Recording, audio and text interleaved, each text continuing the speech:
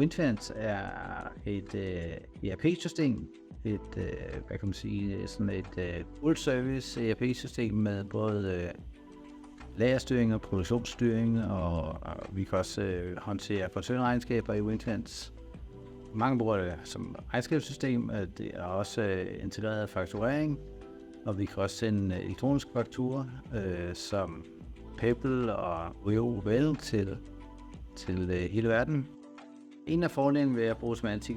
det er, at vi kan sende både UOL-fakturer, altså fakturer efter det danske format for elektroniske fakturer, og vi kan også samtidig sende elektroniske fakturer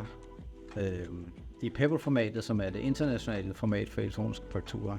Og vi valgte Symantec, fordi at vi kunne begge dele på en gang, og at vi også kunne få den her tilbagemelding, som vi så gerne vil have til vores kunder, så de kan se, at en faktura er nået igennem.